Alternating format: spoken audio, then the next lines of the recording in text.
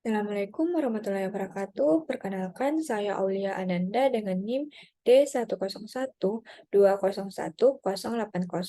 Video kali ini merupakan pemenuhan tugas dari mata kuliah wajib ISU PWK dan studi kasus, di mana pada video kali ini saya akan membahas salah satu isu yang ada di Kota Makassar dengan judul Penanggulangan Permukiman Kumuh di Bantaran Kanal dengan studi kasus RT 001 RW 001 Kelurahan Barabaraya, Kota Makassar. Nah, sebelum kita membahas lebih lanjut mengenai penanggulangan permukiman kumuh, kita perlu tahu apa sih permukiman kumuh itu? Nah, permukiman kumuh itu adalah lingkungan hunian yang kualitasnya tidak layak huni, di mana masalah perumahan dan permukiman kumuh ini merupakan masalah tanpa akhir atau the endless problems. Hal ini terjadi karena masalah ini selalu menjadi pembicaraan seolah-olah tidak akan berakhir, baik di kota-kota besar maupun kota-kota kecil.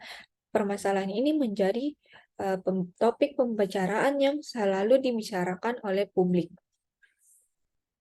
Selanjutnya yaitu kita akan membahas mengenai gambaran umum kawasan studi kasus. Nah, di mana luas wilayah dari RT 001 RW 001 Kelurahan Barabaraya yaitu berada di 0,31 hektar.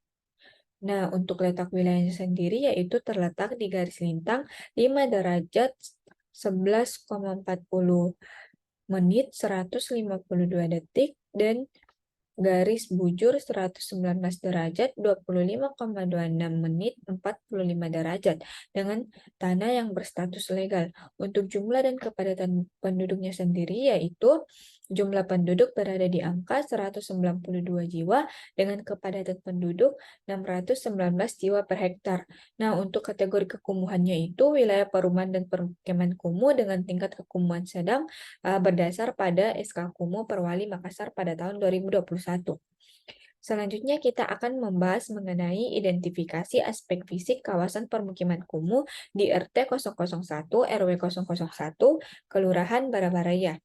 Nah, aspek fisik yang pertama yaitu mengenai kondisi bangunan, di mana sebagian besar rumah itu berjenis non-permanen, yang dinding dan atapnya terbuat dari seng. Dapat dilihat pada gambar berikut, di mana setiap rumah itu tidak memiliki space antar bangunan dan juga lantai rumah pengecoran yang masih berupa tanah tanpa alas. Aspek fisik yang kedua yaitu kondisi jalan. Untuk kondisi jalannya itu terdapat dua material jalan, yaitu yang pertama material tanah dan yang kedua material paving block, di mana material tanah ini akan sangat susah diakses apabila musim hujan, dikarenakan akan mengakibatkan becek. Nah, untuk material paving block sendiri ini dapat dilihat sudah terdapat beberapa kerusakan di beberapa badan jalan dikarenakan material paving block yang sudah cukup lama dan belum adanya perbaikan. Aspek fisik yang ketiga yaitu penyediaan air bersih. Untuk penyediaan air bersih sendiri itu masyarakat biasanya mengambil dari sumur bor untuk kebutuhan seperti mandi dan mencuci. Untuk kebutuhan sehari-hari seperti makan dan minum, masyarakat biasanya akan membeli air galon yang lebih bersih. Nah, untuk PDAM sendiri sudah tersedia PDAM, namun belum dapat memenuhi semua wilayah di studi kasus, sehingga PDAM belum dapat memadahi. Untuk aspek fisik yang keempat yaitu kondisi drainase. Di lokasi penelitian itu terdapat dua jenis drainase, yaitu yang pertama drainase terbuka dan yang kedua drainase tertutup. Namun, di beberapa titik drainase terbuka ini mengalami kerusakan seperti tersumbat dan kedalamannya yang semakin berkurang dikarenakan banyaknya sampah yang menumpuk di drainase. Selanjutnya yaitu aspek fisik mengenai pengelolaan air limbah. Nah, untuk air limbah sendiri itu mayoritas rumah sudah menggunakan kakus atau kloset yang terhubung langsung dengan septic tank, sehingga masyarakat tidak membuang air limbahnya langsung ke kanal ataupun sungai. Aspek fisik berikutnya yaitu mengenai pengelolaan sampah. Nah, masyarakat ini biasa mengumpulkan sampah di depan rumah masing-masing, kemudian akan diangkut oleh truk atau motor viar yang memang diperuntukkan untuk pengangkut sampah yang ada pada skala lingkungan. Kemudian bawa ke TPS terdekat yang berada di Jalan Sungai Sadang dengan jarak lokasi sekitar 800 sampai 900 meter. Nah, pengangkutan sampah ini dilakukan 2 sampai 3 kali seminggu, sehingga masyarakat harus membayar uang kontribusi sebesar 16.000 per bulan. Namun, tak jarang masyarakat juga masih sering membuang sampah di pinggir jalan ataupun di drainase ataupun juga di tempat lahan kosong sehingga banyak sampah yang tertimbun. Selanjutnya yaitu untuk aspek fisik pada proteksi kebakaran.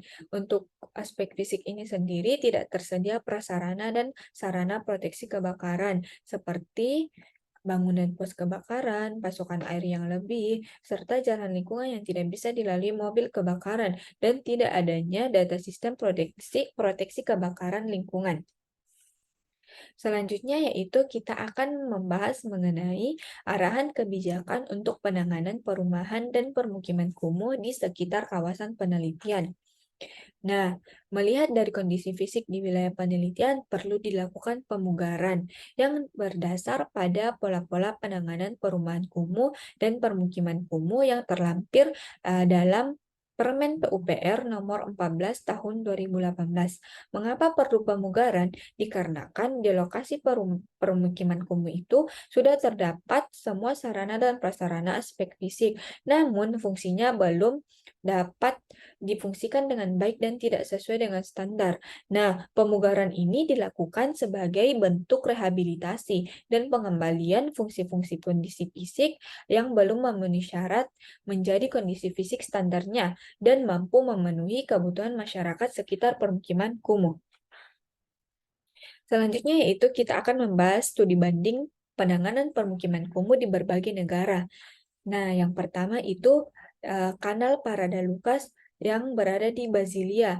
Nah, bentuk penanganan kawasan permukiman di bantaran Kanal Parada Lucas ini menerapkan metode partisipatoris dalam upaya slum urban renewal, di mana upaya penataan kembali suatu kawasan tertentu di dalam kota dengan tujuan untuk mendapatkan nilai tambah yang lebih memadai bagi kawasan tersebut sesuai dengan potensi nilai ekonomi yang dimiliki oleh lahan kawasan tersebut.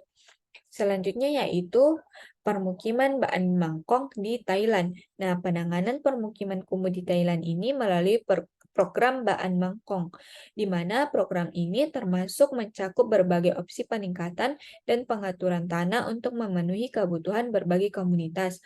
Target program Baan Mangkong adalah masyarakat penghasilan rendah yang tidak memiliki jaminan kepemilikan, di mana program ini berhasil meningkatkan kondisi kehidupan lebih dari 90.000 rumah tangga di 1.546 komunitas di seluruh Thailand antara tahun 2003 sampai 2011 dengan dana yang dihabiskan hanya setara $570 per keluarga. Nah, selanjutnya kita akan membahas apa sih dampak positif dan negatif jika penanggulangan permukiman kumuh dilakukan dan tidak dilakukan. Nah, untuk dampak positifnya sendiri yaitu dampak positif yang dapat diambil dari pengelolaan permukiman kumuh yaitu lingkungan lebih bersih dan tertata, berkurangnya bencana alam, masyarakat dapat tinggal di tempat yang layak, serta masyarakat mampu mengembangkan perekonomian yang baik.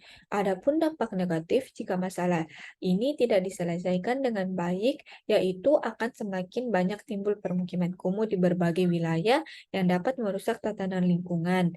Semakin sering terjadi bencana alam, banyaknya masyarakat yang mengidap penyakit dikarenakan kondisi lingkungan yang kurang baik, dan juga lahan negara yang semakin berkurang. Nah, adapun kesimpulan dari pembahasan kita yaitu Kelurahan Barabaraya RT 001 RW 001 yang termasuk dalam kawasan bantaran Kanal Panampu merupakan salah satu permukiman kumuh yang ada di Kota Makassar, di mana permukiman kumuh ini hadir dikarenakan banyak faktor. Nah, ada beberapa faktor dan aspek yang ditinjau dalam menilai suatu permukiman kumuh seperti kondisi jalan, drainase, pengelolaan sampah dan air limbah, serta serta proteksi kebakaran. Nah, adapun penanganan pemukiman kumuh sangat perlu dilakukan untuk menghindari banyak dampak negatif yang timbul akibat adanya permukiman kumuh ini. Adapun rekomendasi penanganan dari permukiman kumuh ini yaitu pemugaran, di mana pemugaran dilakukan sebagai bentuk rehabilitasi dan pengembalian fungsi-fungsi kondisi fisik agar dapat memenuhi syarat kebutuhan masyarakat sekitar permukiman. Nah, mungkin itu yang dapat saya sampaikan dari pembahasan isu terkait permukiman kumuh yang ada di Kota Makassar. Assalamualaikum warahmatullahi wabarakatuh dan terima kasih.